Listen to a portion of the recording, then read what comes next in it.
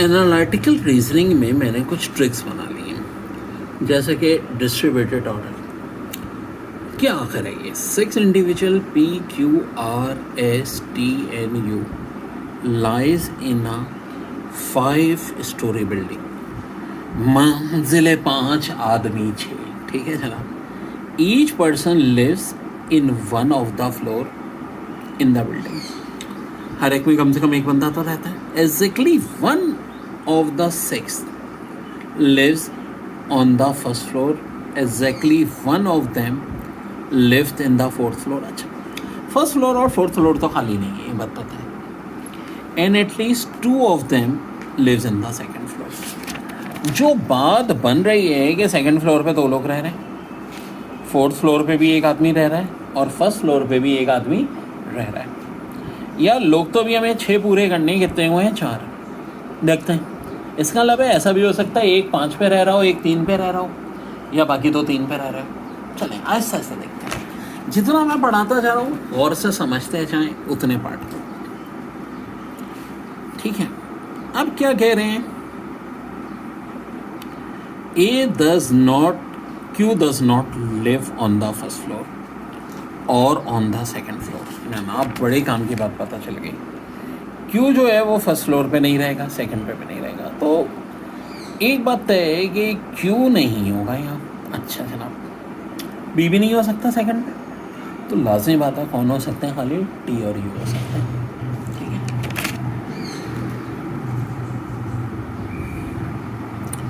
अच्छा, P highest floor पे रहेगा, ये कह चुके हैं। उसके साथ neither R nor S live on the second floor. देखो ना, जब R भी नहीं रह रहा, ठीक है, R भी नहीं रह रहा सेकंड पे, S भी नहीं रह रहा, Q भी नहीं है, वो फर्स्ट और सेकंड पे नहीं रह सकता, P भी नहीं, तो ऑफकोर्स T और U ही होंगे सेकंड फ्लोर पे। तो काफ़ी हद तक अब ये बात तो क्लियर है कि सेकंड फ्लोर पे 2 ही लोग होंगे और वो T और U होंगे, ठीक है। फर्स्ट फ्लोर पे भी कोई रह रहा है जो कि क्यों नहीं होगा, फोर्थ पे कोई एक रह रहा है। हमेशा इस टाइप के सवालों में ना पहले बेसिक डाटा बनाओ क्वेश्चंस करने से पहले। क्वेश्चंस को फिर हम अलग अलग सॉल्व करेंगे, उसका डाटा अलग बनाएंगे। ये हो गया हमारा मेन इंपॉर्टेंट बेसिक डाटा। आराम से समझो बच्चों, बहुत ऑसम कॉन्सेप्ट से समझाऊंगा इंशाल्लाह। अब all of the following must be true except, सारी बातें ट्रू हो सकती हैं सिवाय के exactly 2 persons live on floor 2। तो ये बात तो ट्रू है। ना सिर्फ 2 लोग रह रहे हैं, कौन 2 लोग रह रहे हैं हमें ये भी पता चल गया भाई, ठीक है, T और U रह रहे हैं। तो ये वाली बात तो हमने एग्जैक्टली क्लियर कर ही ली है कि T और U हमारे रह रहे हैं। आगे देखते हैं statement 2। At most 1 person lives in floor 5, ज़्यादा एक आदमी रह सकता है। देखो बिल्कुल उसकी रीज़न है कि P के अलावा कोई टॉप फ्लोर पे रह ही नहीं सकता, ठीक है। तो टॉप फ्लोर तो ये बात भी ट्रू है। स्टेटमेंट सी में कह रहे हैं at least 1 person lives on floor 5, ये बात गलत है। एटलीस्ट का मतलब है कम से कम एक, देखो ज़रूरी नहीं है। अकॉर्डिंग टू सिचुएशन P जो है ना वो यहाँ भी हो सकता है, उस सूरत में 2 लोग यहाँ पे हो जाएंगे। 2 लोग कहाँ पे हो जाएंगे, यहाँ पे, थर्ड पे। तो कौन सी स्टेटमेंट रॉन्ग है भाई, सी वाली। तो ये हमारा आंसर आ जाएगा, ठीक है। क्योंकि देखो हम इसको आराम से देखें कि भाई ये तो एक 4th फ्लोर पे हो गया, 2 और T और Q हो गए और ये हो गया, तो भाई एक ही चीज़ हमारी पॉसिबल है, ठीक है, और वो ये वाली है।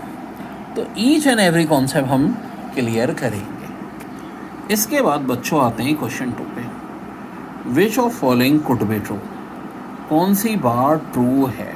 अब देखो मस्ट बी ट्रू का मतलब था कि सारी चीज़ें मस्ट बी ट्रू थी सिवाय एक एक्सेप्ट किया कि, तो हमें देखना है ट्रू बात कौन सी है। आइदर Q और R lives on the first floor, ठीक है, थर्ड फ्लोर है। आइदर Q और R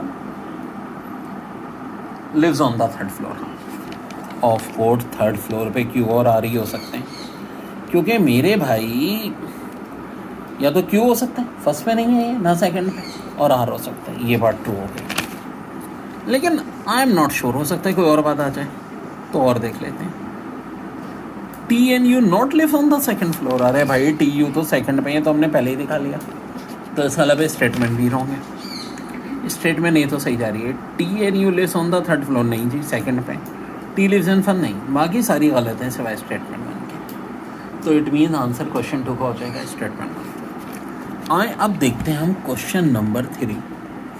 A P lives on a floor directly above the floor on which R lives, which of following must be true. देखो ये बड़ी अहम बात है, पी को बिल्कुल आर के ऊपर होना चाहिए। अच्छा, टी और यू की तो जगह पक्की है, एस का भी फर्स्ट फ्लोर पक्का है, ठीक है।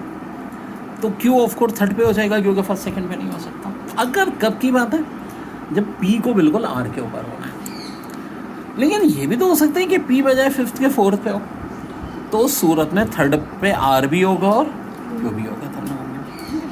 यानी देखो ये दो पॉसिबिलिटी है, फिफ्थ फ्लोर पे पी, 4 पे आर, थर्ड पे क्यू, 2 पे टी एन यू, फर्स्ट पे एस। यहाँ देखो फ्लोर 4 पे P, R N Q, T N U और सो ये पॉसिबिलिटी है। अब ऑप्शन देखते हैं, एक एक करके ना ऑप्शंस को देखते रहेंगे, जो हमारे काम के नहीं है उनको एलिमिनेट कर देंगे। तो कह रहे हैं which of following must be true.